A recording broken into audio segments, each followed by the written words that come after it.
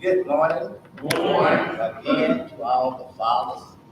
It's a great day. A greater day to be a father. It's just good. The weather beautiful on the outside. We got all the fathers sitting around. We get into this lesson and say, thank God for another blessed day. As I begin to approach this lesson and think about what it said, one of the reasons besides God that I'm standing here, I like to give credit where it's due. I used to come to Union Road sometime, and Deacon Lowe, you know Deacon Lowe, he would see me, you went to Sunday school, like, I remember that church. Go to Kroger sometime again, miss your Sunday school Sunday. Well, I remember the church, I enjoy coming. Yeah, but you know, it's good for somebody to encourage you. And that's one of the reasons that I'm standing here beside God. He always asked me, and I was in different churches, but he would tell me, you went to church. And that made me think about it and feel good about that somebody missed my presence. Not enough, but just missed my presence of being here. And that's what this talk about when we read the introduction. Tell somebody that, tell some father, like a father, he told me, we miss you. Come on to church. And here I am standing right here because of Deacon Lowe that asked me and told me when I see him grow, come on. So with that being said, and we look into our lesson today, I began to look and see that how the writer of this lesson got everything in a sequence order. The first thing we looked at was chapter 6 was the Sermon on the Mount. It told us not to worry. Then we look at the next chapter, chapter 8, faith and fear, storm on the water. Then look what we got today, healing. All three of these things, he's kept it in consistent order, in a sequence order. He didn't skip from one thing and went all the way to another. Look what he did. He kept it in order. Now, as I began to look at those three things, then I thought about my number 3. You know, I love the 3. And look what we got this morning. We have 3 topics that begin with what? By faith. Keyword, by faith. So what do that tell us? By faith, all things are possible. He wants us to zoom in on that by faith. And what I looked at Hebrews 11:1. It says, now faith is the substance of things hoped for, the evidence of things that not seen. Think about this lesson today, and this lesson is going to carry us to right there. Then I looked at the next one, thought about what it said there. When you look at what that said, by the evidence of things, then I looked at Hebrews 11:6. It says, and without faith, it is impossible to please him. For he who believes that he is, and that he is a reward of these who seek him. Those 2 people. The lesson we talk about today, they had faith. They seek God. They had the evidence. What was the evidence of the first person? The evidence was he heard that Jesus had already healed something. He heard about it. Now, that was the evidence. So what he had to do, he had to have faith. He healed a person. Then he turned around and began to move on. But here's the next thing about this lady. You know, she had this issue of blood for a long time. I'm not going to get here. We're going to read about that. But what was the evidence that he could do it? Well, her faith. But she said also by hearing. Who did she hear? She heard that he had already healed somebody with what? Leprosy. So if he healed somebody with leprosy, that means he can heal me. I need to have that faith that he can do it. What are you talking about? You hear people say, I went to the doctor. I had cancer. I went back again and the doctor couldn't find cancer. So what I'm saying, I hear somebody say that. What did that tell me? If God healed her, I heal him. I need that same faith that he can do what to me? Heal me. So what is that? That's my evidence. You got the evidence that he already did. What it says, he has no respect for person. So if he healed her, or he healed him, if I got that faith, he can also heal me. You got to have that faith. Not only you got to have that faith, but you got to trust. And then you got to what? Believe that God can do it. Right here. The people we're going to talk about today, they had that faith, they had that trust, and they believed God can do it. They wasn't there. But what it said, hearing come by what? The word of God, and they heard that Jesus done this. So if he can do it for them, he can do it for me. If he can do it for us, he can do it for them. He can do it for us. He never stopped. But we must have that faith. We must believe that. You know, I thought about that and I began to look at that. And then, now here comes a powerful we now listen. Today is Father's Day. So I began to wonder now, how is this election connected to Father's Day? Did you ever wonder about that? Did anybody else wonder about how this election connected to Father's Day? And Deacon said, through faith. What faith are we talking about? We talking about the faith of that Father. It says what? Our certain person. What faith did he have? He had faith that God, or Jesus, would raise him, that Jesus would heal her, because he had already heard that.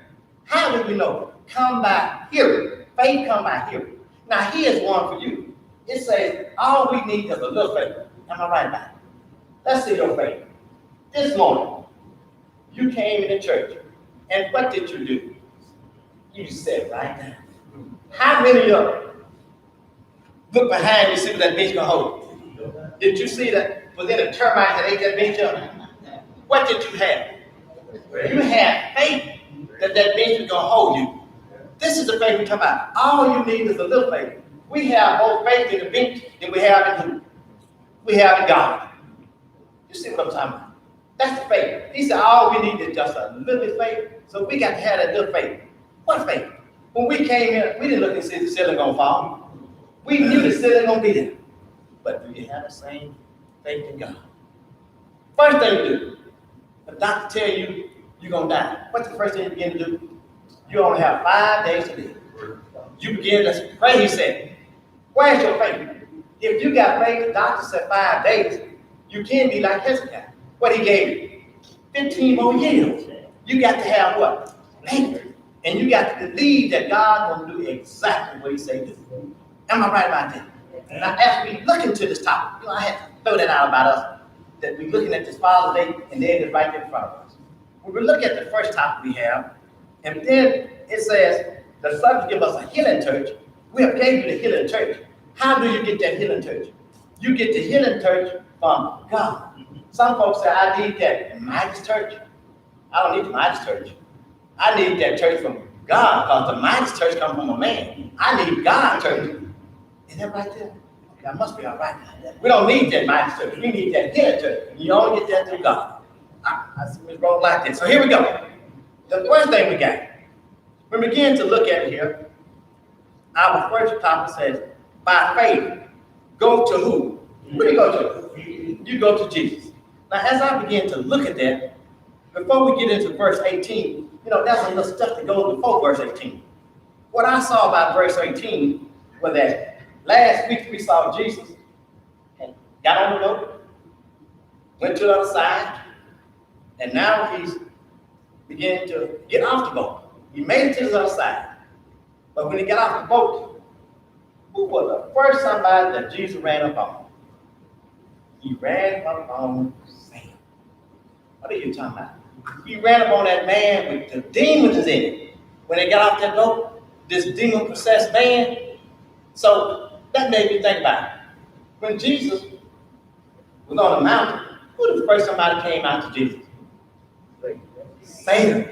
Look at him. So what did that tell me? If Satan can keep coming out to Jesus, what can he do for you? He continued to come out to you. Satan never stopped. He told Jesus to walk away for a little while. And look what the little while. Here he comes right back here. Coming out to Jesus now. Jesus gets off the boat. Now this is what I really like when you read about this. Once Jesus got off the boat, him and the disciples, he met this man here. And what's the first thing this man told him? Jesus, you met me. Jesus met him. Jesus just stepped off the boat. And he called, how you met me just stepped off the boat? This is the man of demon man possessed. He possessed the demon. He said, what does it say? What's your name? My name is what? Legion. And what the legion mean? 6,000. But this man just said he had what? He had many legion in him. Look at it, many legion. And he gonna confront Jesus after Jesus stepped off the boat. So, as it gets on and on, we read about it, coming to where we are now. What I like about it, when he did that, the man say, don't do this to him, Jesus. What do you want Jesus to do? He said, I tell you what to do. There's a herd of hogs out there. You remember that? And what did he tell him to do? Jesus, don't put us out there. Just put us in those hogs. Now, why does you think he told Jesus to put him in the hog? One thing, Jesus was a Jew. What the Jews don't eat? They don't eat pork. So look at the devil. The devil always thinks. He thinks, okay, Jesus, put me into those hogs. So Jesus said, okay, I will put you in the hog. But look, this is what I like. When you come up this lesson, the hogs got more sense than us. What are you talking about? The hog got so much sense that they didn't want the devil to him. They went and jumped off the cliff.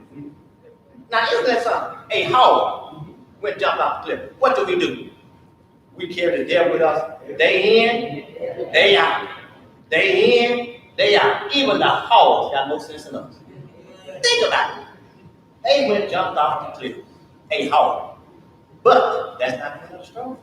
After that happened there, and they did that, here comes the herdsman. He ran back to town and told the people what had happened. Remember, this man, he was so messed up. The town people can handle it. So they put him out all up by himself. Changes can hold. He was a messed up man. Why he messed up? He had so many demons in him that he was uncontrollable.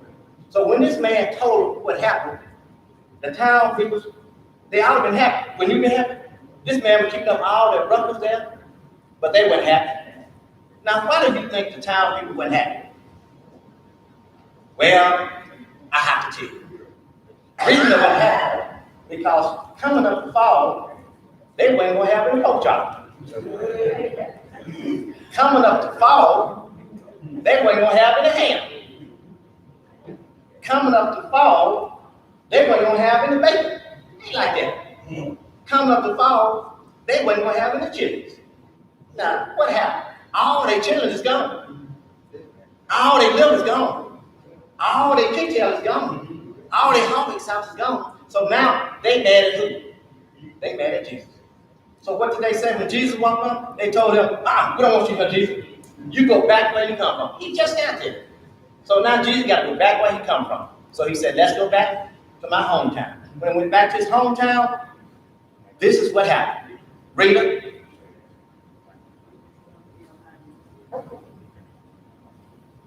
While he spake these things unto them, behold, there came a certain group and worshipped him, saying, my daughter is even now dead, but come, lay thy hands upon her, and she shall live. Look what happened. Jesus had made it. Now, when you read that, it said, Jesus had made it. He went to Matthew's house. He was sitting down with Matthew. Jesus began to eat. And I thought about what happened the week when Jesus went to what? Peter's house. Every time Jesus goes somewhere, somebody's knocking on. He went to Peter's house. Now he at Matthew's house. He didn't have to sit down and eat. And here comes this person right here. It says a certain rule. Now, when I began to read that certain rule, then I thought about, in order to know who that certain rule is, you have to go to Mark. Mark tell you that certain rule. Who was that certain rule? That was Jairus. That was the certain rule there. Now, when I began to continue to read that certain rule there, when Jesus sat down there, he said, the house, then it said he arose with me, he got up, and that certain ruler came to him. Then that part says, my daughter is even now dead. Here again, when you read Mark tell you that the daughter is not dead at this point of life. She's not dead now. When they came to Jesus, she's not dead. But he knew that this would come. This girl is not dead. This daddy wants Jesus to come. But here we go. As Jesus said in the beginning, think about that. He said, okay. And Jesus got up. And this is what I like here. What does 19 say? And Jesus arose and followed him, and So did his disciples. I did. Jesus was sitting down. Jesus arose. And Jesus followed him. Last week, what did we say? Jesus told him to do what? Follow me. Today, Jesus is what? Following them. So that let me know Jesus is the leader. Jesus is a father. So we need Jesus to be what? Lead us. We need Jesus to be behind us. When you got Jesus in front of you and you got Jesus behind you, what are you doing? You're covered. You're covered. Right here. He also lead and he also follow. Now, what better person can do that? I may lead you somewhere and do just like climbing probably. Lead you off the cliff. But what Jesus do? Jesus will lead you. Jesus will guide you. What Jesus do? I may lead you and close my eyes. That means if Jesus behind me, he got my what? He got my back and he got my front. He told him, I'm going to follow you. Here we go. We saw what happened now. Jesus there, he's getting ready to follow the disciples. Follow the disciples. And he had some of his disciples with him. Just get out the boat. But there's a question. Anybody have something to say about where we are? Well, here's a question. The question says, describe a time when you face a desperate challenge that only the Lord can help. What time in your life have you faced a desperate challenge that only the Lord can help? Is anybody aware of anything that you know that you can do? Deacon said all the time that you know that you face challenges that can nobody do it but the Lord. Nobody. I went everywhere I could, and nobody could do it but the Lord. What is that time? We've had times in our life when our children have done that. The doctor had told them, my sister got beat up one time. No look weight that she's gonna be. Beat her head is swollen up. We know what they're good. But what we went to? When you go to God, that's a desperate time there. God will take care of it because he's already there. What do you want us to do? Have faith in him. Don't have faith in the doctor. Because the doctor tell you you're not going to make it. The doctor tell you you only got certain time to live. But you got to have that faith in God here. When you come to a desperate time in your life, everybody turn their back on you. My best friend, I go to him, what he tell me? I don't have it. Sometimes I may come to the church. What he tell me? I just let you have it. So what am I now? I'm at my desperate time that everything can happen to me. Who do I go to? He said you should have went to God first, because when you go to God, it's already right now. Everything you need is already there. All we got to do is what? Go to him and let him do his own thing. Move out of the way. But we want to do what we want to do and don't let God fix it. That's what you call when you go to desperate time. The second topic we got. The second topic, it says, by faith, we need to go to Jesus. So let's see. Do you go to Jesus? When did you go to Jesus then? We need to go to Jesus. And when? All times. When times are getting tight, what do we go? We go to Jesus. When you need somebody, you go to Jesus. The next one says, by faith, reach for Jesus. How do I reach for Jesus? How do you reach for him? Deacon said, you pray. When do you pray? All the time. Prayer never ceases. You pray what? Day in, day out. You start again, day in, day out. That's how you reach Jesus. In season, over season, out of season, any kind of season you want to. You go to who? You go to Jesus. You never stop. Always pray. No matter how bad things get, you do what? Pray. Go to Jesus. But remember, when you go to Jesus, you got to go with a clean heart. Make sure that heart is pure. You can't go to Jesus with doubt. When you go to Jesus with a doubt, keep it to yourself. When you go to Jesus, you got to go with Jesus gonna do. Whatever you go to him, he gonna work it out. You know, and I continue to read this thing here, and I see when I look at Matthew, I look at Mark, I look at Luke, they call it synoptic gospel. They say that because each one of them give an account of Jesus. And look what happened here. If you want to find more about here, you look at the book of Mark. Mark tells us more about Jesus than Matthew we look at. Now, when I looked at Matthew kind of give us a little view of it, but when you go to Mark tells us everything. Matthew said it was a saint rule. Mark tells us the rule of name.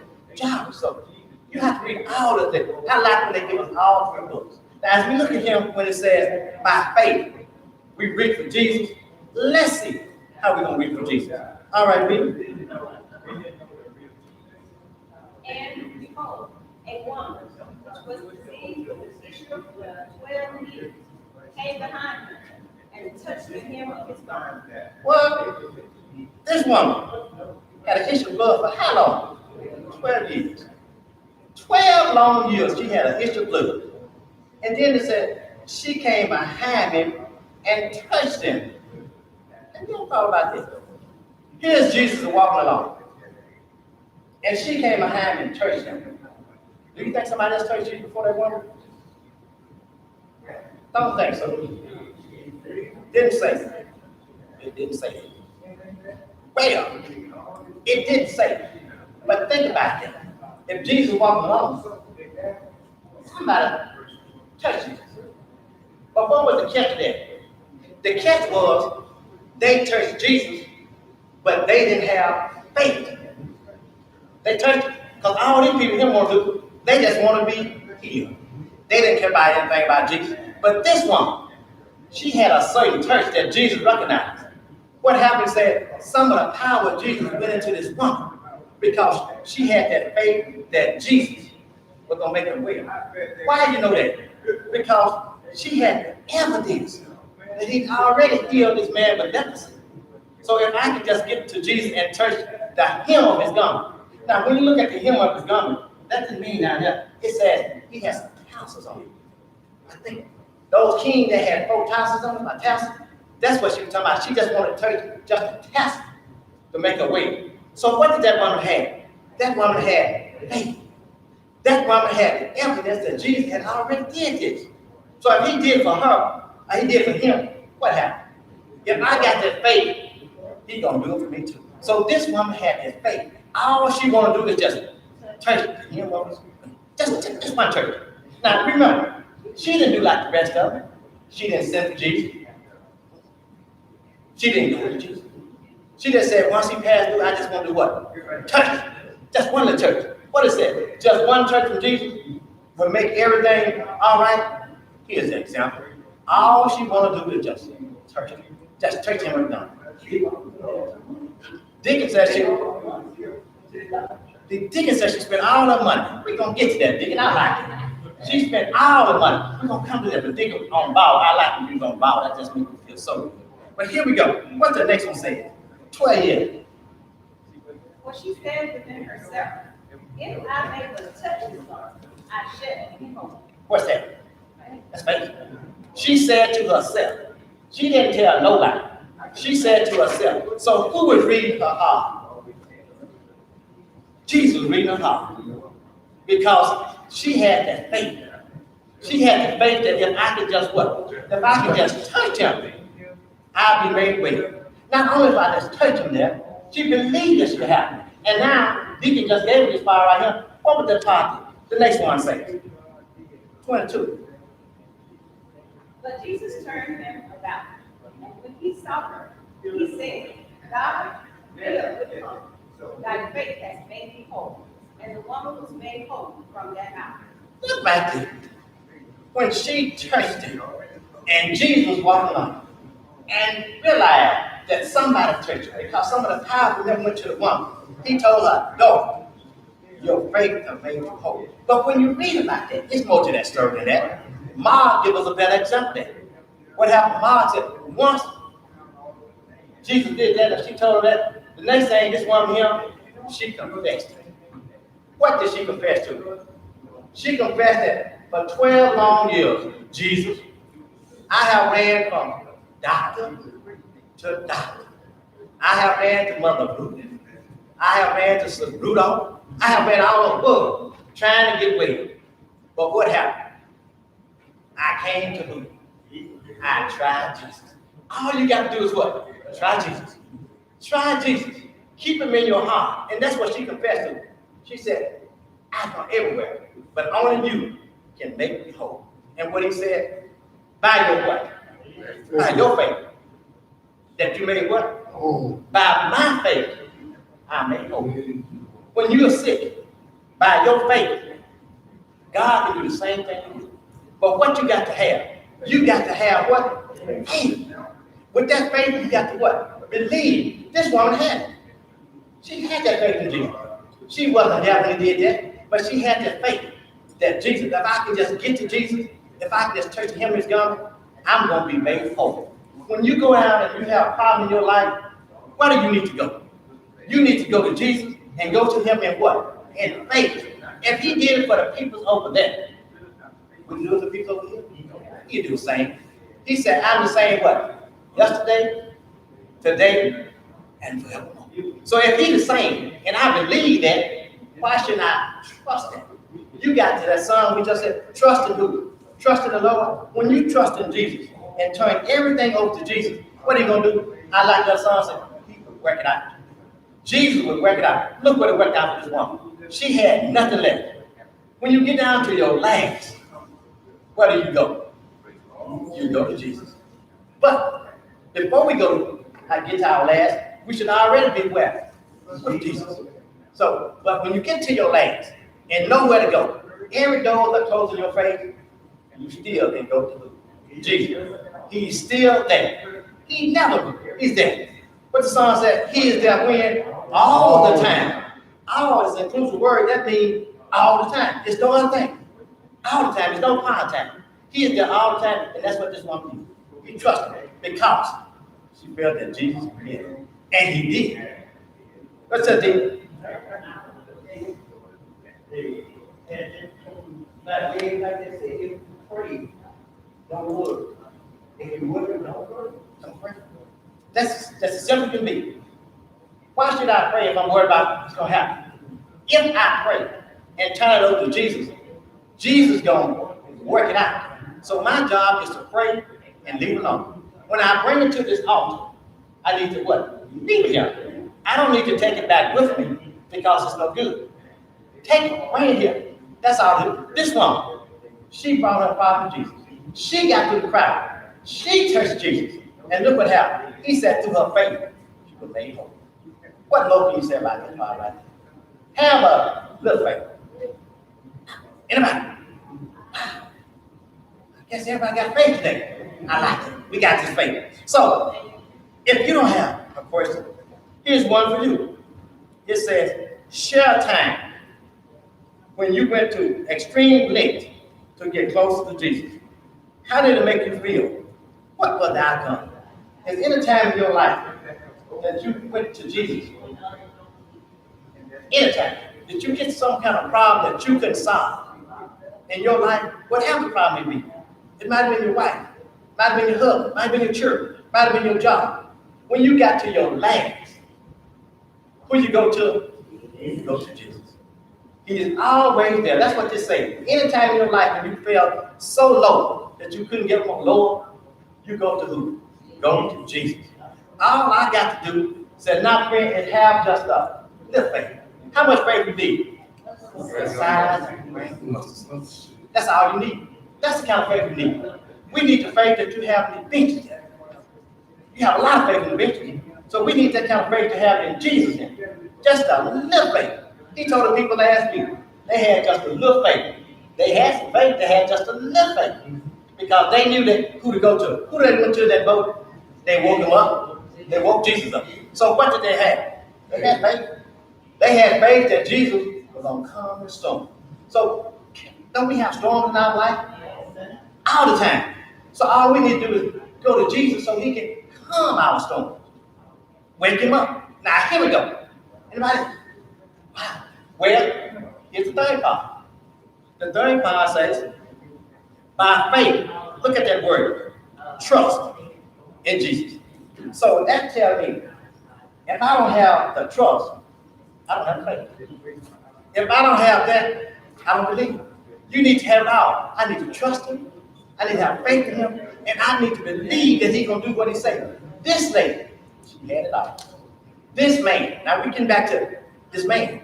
This same room, his name is John. Mark tells us John. Not only that, It says, a certain ruler. Then I begin to think about, if this man was a certain ruler, what was he? He was the person that would get somebody to come in, with the preacher come in and put everything out. Do preparation for the preacher. Back this time, for the priest. That's what this certain ruler done. He was kind of an important man. Do you remember when Jesus came? Way back last we talked about. When they challenged Jesus, when he walked into the synagogue, what did they give Jesus? They gave him the scroll and said, read the scroll. That's what this same ruler do. He would get the person to come in and teach to them. But this wasn't somebody that didn't have knowledge. But what they tried to do was make Jesus look bad. So he gave him the scroll. And what did Jesus went to? He went to Isaiah. And what it said? The Spirit of the Lord is upon me. He got him right there. Jesus right there. So he would go right here. This is what happened. This man, this same ruler. And we saw that he had already came to Jesus. He said, my daughter, at this time, my daughter's dying. So what I want you to do is come and go with me. But along the way, what happened? This woman with the issue of blood, she stopped Jesus. Now think about this man. My daughter is dying. I come to Jesus, and Jesus decided he won't stop. How do you feel? I come here. If you didn't know what Jesus was, you feel bad. Why would you feel bad? Because I came to get you, Jesus. This woman didn't come after you. I came to get you. I was first, and here you are, you're going to make up. Stop on me. Stop. I would be upset. But that didn't happen. Let's see what happened, Rita. What's it say? And when Jesus came into the ruler's house and saw the minstrels and the people making the noise. Look what happened. Jesus came into the house. They were blowing the dead music, singing this dead song to folks. All this was taking place. Why was it taking place? They said the girl was dead. So if the girl was dead, this was one of their traditions. Bring in the people, play the horn, do all the good stuff they do, because this girl is gone. But what Jesus said, look at the next thing he said. When you read that, Jesus said, this girl's not dead. He said she just, I'm going to hit myself. Go ahead, Rita. Here we go. He said unto them, give place, for the maid is not dead, but asleep. And they laughed him to scorn. What? What did they do to Jesus? He walked in, and they began to laugh after he told them, this girl is asleep. What are you talking about, Jesus? This girl here is dead. They said she's dead as a dodo. Then Jesus said, she's not dead. She just taking a little nap. So what do they do? That's when they really get angry at Jesus. But what Jesus do? The next thing Jesus do, after he did that, what did he tell the reader? But when the people were informed, he went in and took her by the hand, and the maid arose. Look what happened. Get out of here. Get your horn, everything you got. Go out of here. Jesus is going to handle this. Now, when you get to that point right there, it says Jesus went in, but I like to think about this. Since we've been talking about the number 3, Jesus only carried 3 people with him besides the Holy Father. Peter, James, and John went in with Jesus. 3 of them. Look at the number 3. How we been talking about 3 all day? I like my number 3. So he just carried 3 people with him, and he told all the other folks, get out. I don't need you here because what you saying is not true. I'm going to show you this girl is not dead. You know, I like Jesus because he got that Missouri said, that show me state. Jesus will show you what he can do. All you got to do is what? Have faith and believe. So what did Jairus have? Jairus had that faith. Jairus believed that Jesus could do. I know he can do it. I don't want you to come go with me, Jesus. So I want you to do your thing. And showed up, Jesus did his thing. Said here, he said Jesus showed up and he showed out. Won't Jesus show out in your life? When people tell you you can't do it, who will show up and show out? Jesus. Have anybody ever told you you were nothing? And you realize that, look here, I know what God can do. And what do he do? He comes in and he shows out.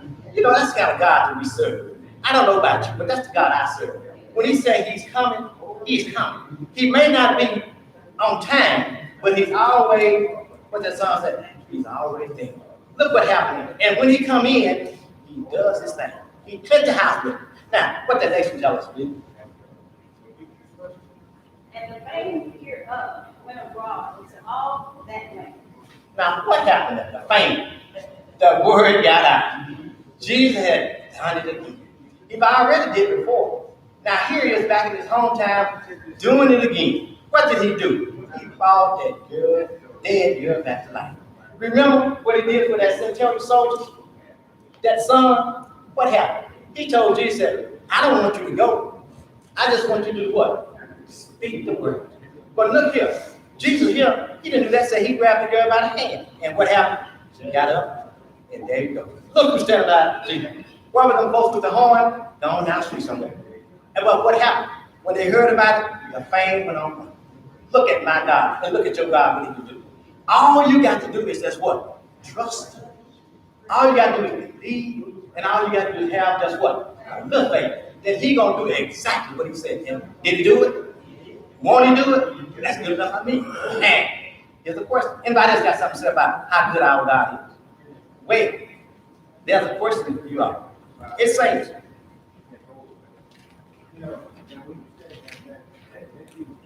share time when all seem lost, and you trust in Jesus against the odds.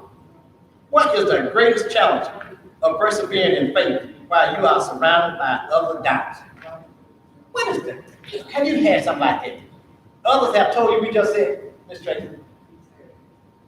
I shared one time when I was baby daddy told me to never see him throw me away.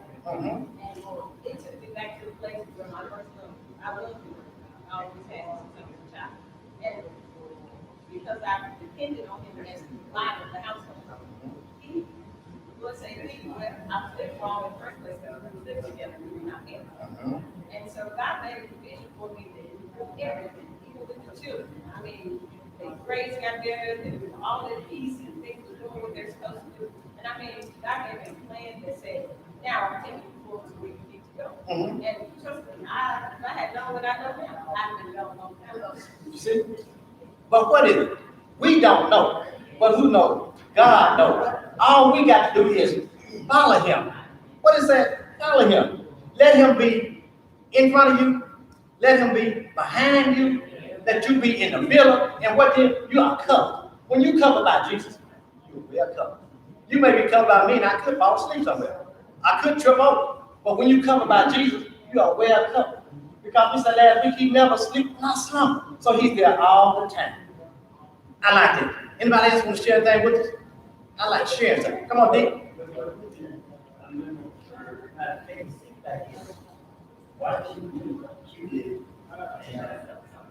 They told me, that I had a season before, and she had to do us with all. I said, they won't sign it. Some of those clauses require, some didn't, they got to remember, but they still don't sign it.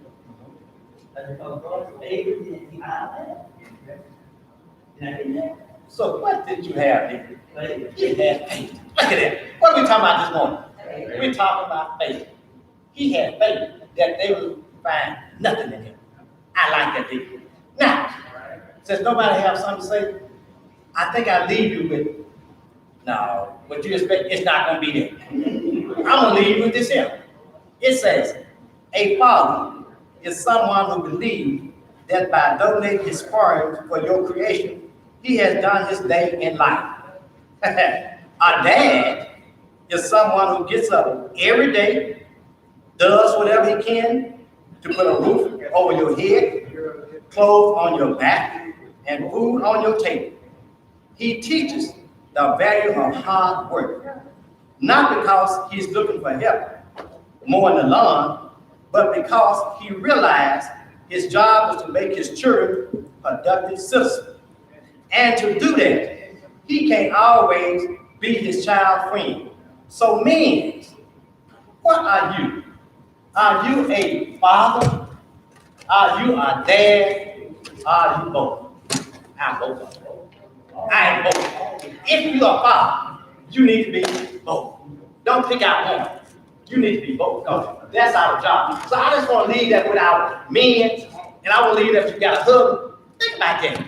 What is your husband? Is he a father with somebody that's donated sperm? Or is he a dad that does it all? I am all. All us men, we should be all of them. I read about that and I just had to share that with y'all. And I'm through sharing for the day.